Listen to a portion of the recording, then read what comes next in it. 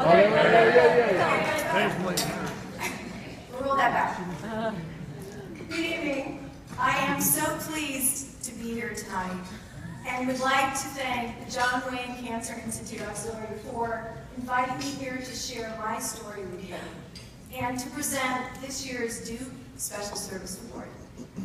As you heard from JR, I was recently diagnosed with breast cancer and am receiving breast cancer treatment at the John Wayne Cancer Clinic. But my association with the John Wayne Cancer Institute actually started many, many years ago. In 1998, I was working for an ad agency here in Los Angeles as a creative director, and one of my clients was the John Wayne Cancer Institute.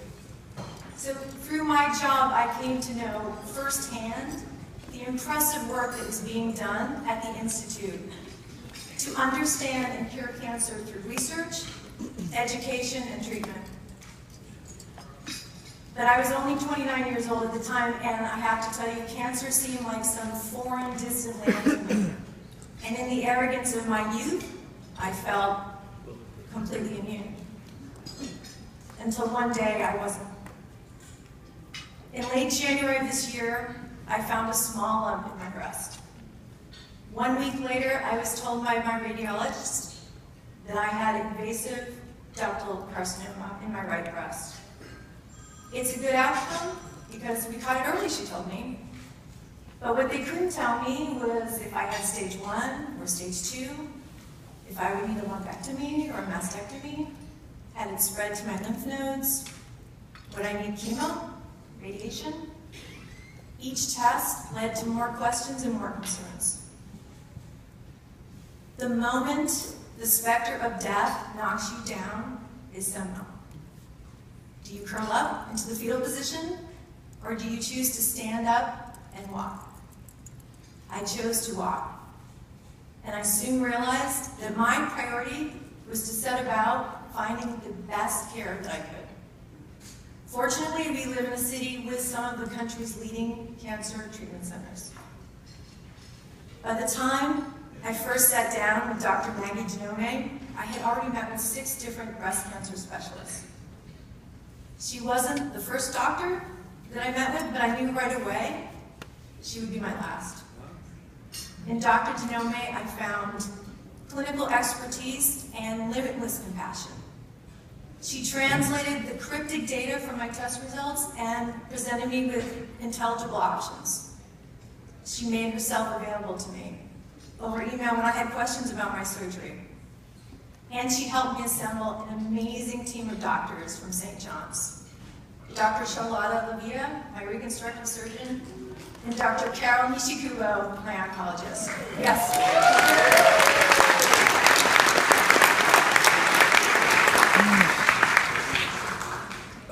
In a deep sea of anxiety and uncertainty, these doctors and the staff at the Margie Peterson Breast Center provided a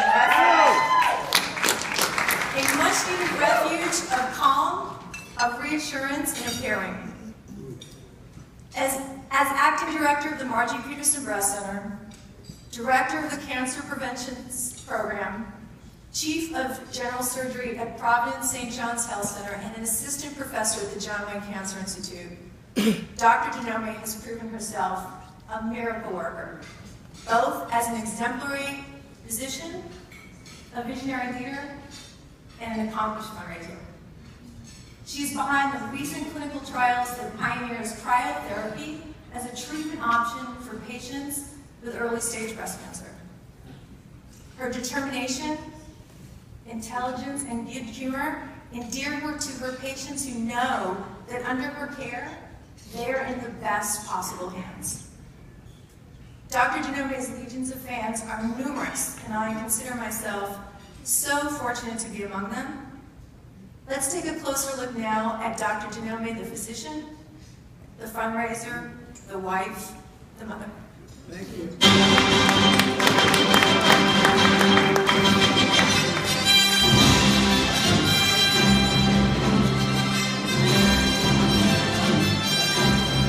Thrilled to death he's here, presenting the Duke Award to Maggie Genome. World-renowned surgeon. We are so lucky to have her at the Institute.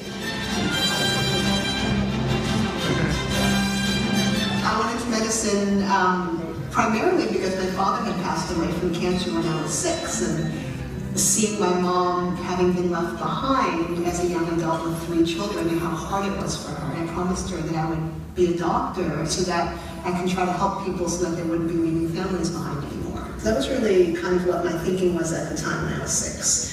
When you get that diagnosis, it's just the thing you've been fearing your whole life, that you're going to get cancer. And when I sat and met Maggie Denomi for the first time, it was actually the first moment where I felt like I could relax. She's a quintessential physician who puts nothing but her patient first. And it made that the hallmark of her reputation. She's built a program here that's been exceptional in providing extended services for women diagnosed with breast cancer and their families to provide them support during a difficult passage. I met Maggie years ago, and she's tireless. She's the most inspiring woman I've ever met, and this is an incredible cause. I'm a woman. I support women. Alicia Moore is absolutely amazing. And where do you find an international Grammy Award-winning rock star who takes it upon herself together 2 full fundraisers for our breast center? She's breaking barriers. You know, why are we just figuring out that acupuncture and yoga and nutrition is a part of healing and a part of health? It's the whole.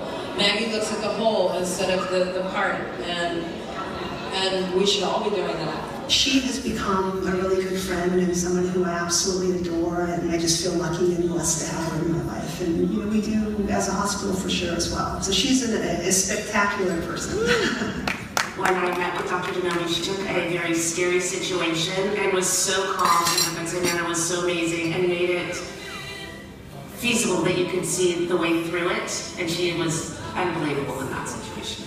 We had also gone to another doctor who was completely opposite and was supposedly the guru, the best doctor to go to, and he made it more scary and absolutely opposite of Dr. Denomi. Maggie is definitely right from here. She treats you as family. She is just an incredible, wonderful breast doctor.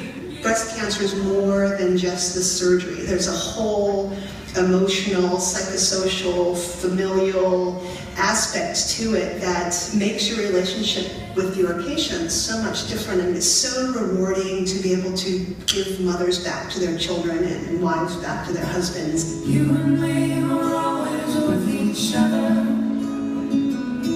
Before we knew the other was ever there. You and me, we belong together. Just like a breath leaves the air. Jordan and I first met at a place where I literally haven't been back to in 17 years, but that was a gym. We just started talking, and then he said he was going to a movie that night, and would I like to come? And I didn't tell him that I had just seen that movie the night before with my girlfriend, so I said, yeah, I'd love to go. I didn't know he wasn't acting at all, but I had suspected, and then I heard that he had actually done a television series where he was the young Superman. So that was exciting to have met Superman. Our courtship actually was, yeah, it was complicated. I was in Los Angeles doing my research, and it was a finite period of time. I wasn't going to move back to LA, you know, if we didn't have some kind of a plan. I think it was something like, I expect to be engaged by the end of the year. And, we're a good team because of that. It just wouldn't work out if we had the same schedule, and there's only room for one super person in the house, and it's Maggie. I'm so lucky to have a partner in Gerard who pretty much takes care of everything for me, and he takes the burden off of all of the financial aspects of the house, and he actually even cooks for the family every day, and he does projects around the house. Sometimes without me even knowing it, I'll come home and there's a new fish tank in the wall, or there's some other major project having been done at the house. Morning. Morning. Good, I just like... Good, thanks. What do you think about redoing this fireplace? I've been thinking it looks a little bit dated. Maybe you can spruce it up a little bit? No, it definitely looks dated. You sure? Sure can do that. Now? You think you can do something with it now? Right now, before breakfast? Yeah, I think so. You can do it.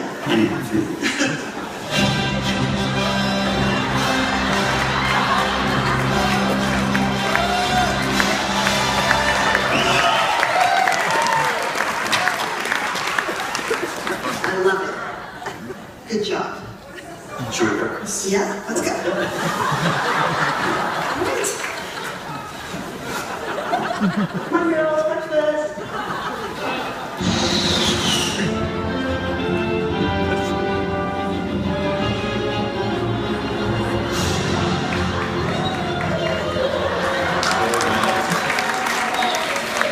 Absolutely love operating, and that's obviously why I became a surgeon. I can tell you that I would be absolutely elated if I didn't have to operate anymore because we actually were able to prevent cancer. Congratulations, and thank you. Congratulations, Maggie. We're so happy for you tonight. Congratulations. Good job.